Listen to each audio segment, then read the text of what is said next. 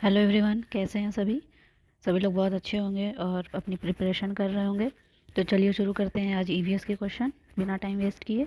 निम्नलिखित में से कौन जैव अपघटनीय प्रदूषक है। इसका ऑप्शन बी वाहित मल जो होता है वो जैव अपघटनीय प्रदूषक होता है। जैव अपघटनीय प्रदूषक वे कहलाते हैं जो बायोडिग्रेडेबल हों, जिनको हम आसानी से अपघटित कर सकते हैं। वो जो होते हैं जैव अपघटनीय कहलाते हैं। उसमें वाहित मल आ गया, और जैसे कि सड़े गले कचरे, ये सारी चीज़ें जो होती हैं जैव अपघटनीय होती हैं। लेकिन एस्बेस्टस, प्लास्टिक, पारा, ये सब जैव अपघटनीय प्रदूषक नहीं आएंगे।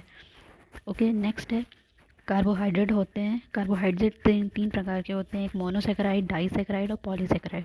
तो इसका ऑप्शन डी होगा, तो तीनों होगा। ओके, नेक्स्ट है विटामिन सी का रासायनिक नाम क्या है। इसका ऑप्शन है D ascorbic acid. Vitamin C का रासायनिक नाम एस्कॉर्बिक एसिड है। और विटामिन सी जो होता है वो खट्टे फलों में पाया जाता है। विटामिन सी की कमी से स्कर्वी रोग हो जाता है। ओके, नेक्स्ट है कोशिका का शक्ति केंद्र किसे कहते हैं। तो माइटोकॉन्ड्रिया को कोशिका का शक्ति केंद्र कहा जाता है। नेक्स्ट है फूलों में अंडाशय के अंदर छोटी छोटी गोल संरचनाएं पाई जाती हैं, इन्हें क्या कहते हैं। तो जो छोटी छोटी आप लोग फूल में देखे होंगे, ऐसे नीचे साइड में जो बहुत छोटी छोटी संरचना होती है, नहीं देखे हैं तो आप लोग कभी फूल को लेके ध्यान से देखिएगा। और स्पेशली जो गुड़हल के जो फूल आते हैं, हिबिस्कस फ्लावर, उसके अंदर आपको ज़रूर दिखेगा। तो इसका ऑप्शन होगा सी, बी जांड होते हैं वो। ओके, नेक्स्ट है देवा शरीफ मेला उत्तर प्रदेश के किस जिले में लगता है। तो इसका ऑप्शन है बी, बाराबंकी में जो होता है वो देवा शरीफ का मेला लगता है। ओके, नेक्स्ट उत्तर प्रदेश में तेल शोधक कारखाना स्थित है। तो इसका ऑप्शन ए मथुरा। मथुरा में जो है वो तेल शोधक कारखाना है उत्तर प्रदेश में। सूची एक और सूची दो को हमको मिलान करना है। तो आंवला जो है ये उर्वरक है। मेरठ में जो होता है ये खेल का सामान बनाया जाता है। दिया सलाई जो होता है वो बरेली में बनता है। और लकड़ी के जो खिलौने होते हैं वो वाराणसी में होते हैं। तो ऐसे आप समझ लीजिए, और इसका ऑप्शन हो जाएगा, इसका ऑप्शन डी वाला है। ओके, नेक्स्ट है जल का क्वथनांक बिंदु क्या होता है। क्वथनांक बिंदु जिसपे मतलब जल जो होता है वो उबलने लगता है, तो 100 डिग्री सेल्सियस होगा। इसका ऑप्शन बी है क्वथनांक। और जो 0 डिग्री सेल्सियस पे हमारा जो बर्फ़ होता है वो जम जाता है। ओके, नेक्स्ट है कोचीन बंदरगाह स्थित है। ये मालाबार तट पर स्थित है कोचीन बंदरगाह। ओके, कोंकण तट किसे बोलते हैं। जो गुजरात से लेकर के गोवा तक जो होता है, महाराष्ट्र तक, ये कोंकण तट होते हैं। इधर जो पश्चिम की तरफ होते हैं। फिर जो थोड़े से अगर आप नीचे तरफ आएंगे तो वो आपके होते हैं कोरोमंडल। फिर उसके बाद जो कोचीन और इधर तमिलनाडु साइड है वो आपका मालाबार है। और उड़ीसा वाला जो है वो आपका उत्तरी सरकार होता है। ओके, नेक्स्ट है भारत की पहली बुलेट ट्रेन कहाँ से कहाँ तक चली थी। इसका ऑप्शन सी है मुंबई से अहमदाबाद चली थी। और ये अगर कि भारत में सबसे पहली ट्रेन कब चली थी, तो 1853 में चली थी, पुणे से थाने के, मुंबई से पुणे के बीच में। ओके, मुंबई से पुणे के बीच में पहली ट्रेन चली थी भारत की। ये बुलेट ट्रेन के बारे में पूछा है। तो बुलेट ट्रेन मुंबई से अहमदाबाद चली थी। खेल स्वयं तथा स्वैच्छिक के द्वारा की जाने वाली गतिविधि है, ये कथन किसका है। तो ये तो सिर्फ एक दिया हुआ है, इसका ऑप्शन बी है स्टर्न। ये एक याद करने वाली चीज़ है। नेक्स्ट है प्रायद्वीपीय भारत की सबसे लंबी नदी कौन सी है। तो प्रायद्वीपीय भारत में जो होती है वो गोदावरी जो है वो सबसे लंबी नदी है, सबसे बड़ी लंबी है। ओके, नेक्स्ट कार्डेमम पहाड़ियाँ किन दो राज्यों की सीमाओं पर स्थित है।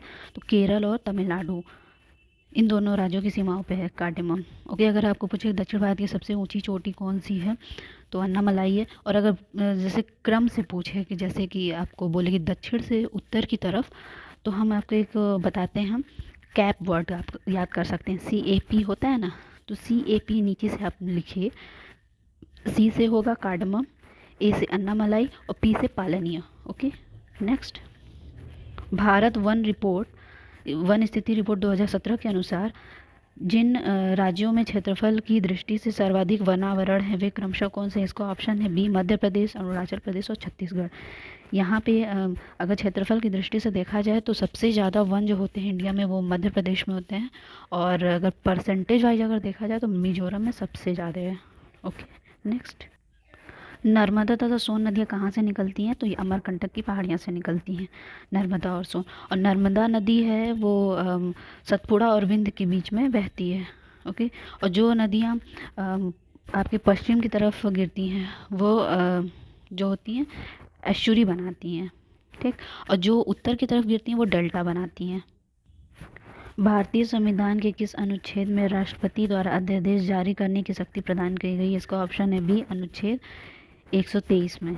ओके, नेक्स्ट है ग्लोबल वार्मिंग के लिए कौन सी उत्तरदायी गैस है? तो इसका ऑप्शन है सी, कार्बन डाइऑक्साइड। वैसे तो ग्लोबल वार्मिंग के लिए बहुत सारी गैस हैं, जैसे कि क्लोरोफ्लोरो कार्बन है, और कार्बन मोनोऑक्साइड है, मीथेन है, जलवाष्प है, और ये कार्बन डाइऑक्साइड है। सल्फर डाइऑक्साइड, ऑक्सीजन, ये सब नहीं आएंगे इसमें। नेक्स्ट है, नेक्स्ट क्वेश्चन, पर्यावरण को मुख्य रूप से विभाजित किया गया है। प्राकृतिक अथवा भौतिक पर्यावरण, सामाजिक अथवा सांस्कृतिक पर्यावरण, मानव निर्मित पर्यावरण, या उपयुक्त सभी? तो इसका ऑप्शन डी है, उपयुक्त सभी। ओके, नेक्स्ट है, प्राकृतिक पर्यावरण के प्रमुख अंग कौन कौन से हैं? जीवमंडल, स्थलमंडल, वायुमंडल, जलमंडल, उपयुक्त सभी? तो ये सारे जो होंगे ये प्राकृतिक पर्यावरण के प्रमुख अंग हैं। नेक्स्ट है, वायुमंडल का लगभग 99% भाग किन गैसों से बना है? तो ये तो सभी लोग जानते हैं कि 70% जो है वो नाइट्रोजन है और 21% हमारा ऑक्सीजन है, तो इसका ऑप्शन होगा बी। ओके, नेक्स्ट है, पर्यावरण के प्रमुख घटक कौन से हैं? तो इसका ऑप्शन है सी है, जैविक और अजैविक दोनों जो होते हैं ये पर्यावरण के प्रमुख घटक हैं। निम्नलिखित में से कौन सरल उत्तक है? पैरन काइमा, कॉलेन काइमा और स्क्लेनर काइमा? तो इसका ऑप्शन डी है, उपयुक्त सभी सरल उत्तक हैं। ओके, और जो ब्लड होता है वो क्या होता है? वो एक तरल संयोजी उत्तक होता है।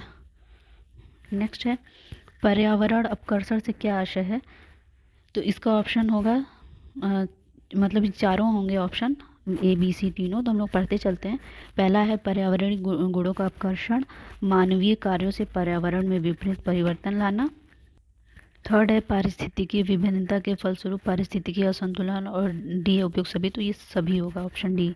सबसे स्थायी पारिस्थितिकी तंत्र कौन सा है? तो इसका ऑप्शन ए है, समुद्र जो होता है सबसे स्थायी होता है पारिस्थितिकी तंत्र। नेक्स्ट है, पर्यावरणीय शिक्षा की औपचारिक विधियाँ कौन कौन सी हैं? तो इसका ऑप्शन है डी, उपयुक्त सभी। स्वयं खोज विधि, प्रयोग प्रदर्शन विधि, निरीक्षण विधि, भ्रमण विधि, योजना विधि, ये सभी जो होती हैं वो पर्यावरण की औपचारिक विधि में आता है। नेक्स्ट है, पर्यावरणीय शिक्षा के प्रमुख लाभ क्या है? इसका ऑप्शन डी होगा। पर्यावरण प्रदूषण की जानकारी प्राप्त होना, पर्यावरण प्रदूषण से बचाव कैसे करें उसकी जानकारी रखना, और पर्यावरण का हमारे जीवन में क्या महत्व है, ये सब चीज़ों की जानकारी रखना, यही होता है पर्यावरण शिक्षा के प्रमुख लाभ। इसका ऑप्शन डी होगा। ओके, नेक्स्ट है, सतत एवं व्यापक मूल्यांकन का शिक्षण में क्या योगदान होता है? तो इसका भी ऑप्शन जो होगा वो डी है, उपयुक्त सभी। यह शिक्षार्थी की प्रगति की सीमा और मात्रा को नियमित रूप से आंकने में सहायता देते हैं, या अध्यापक को प्रभावकारी कार्य नीतियाँ आयोजित करने में सहायता करते हैं, और ये कमजोरियों का निदान करने में सहायक होते हैं। शिक्षण सहायक सामग्री होती है, इसका ऑप्शन डी होगा, सभी होती हैं। दृश्य सामग्री, श्रव्य सामग्री, दृश्य श्रव्य सामग्री, उपयुक्त सभी आएंगे। दृश्य में वो आएगा जिसको हम देख सकते हैं, श्रव्य में जिसको सुनना, और दृश्य सब में जिसको हम देख और सुन दोनों सकते हैं, जैसे कि टेलीविज़न, टीवी उवी, सिनेमा, ये सारी चीज़ें। नेक्स्ट है और लास्ट क्वेश्चन है, शिक्षण संबंधी प्रमुख समस्याएं हैं। इसका ऑप्शन डी है, दोषपूर्ण शिक्षण पद्धति एवं पाठ्यक्रम, शिक्षक का बुरा व्यक्तित्व एवं नीरस अध्ययन, और शिक्षक का व्यक्तिगत रुचि में अभाव व दोषपूर्ण कार्य, उपयुक्त तो सभी। तो इसका ऑप्शन डी होगा।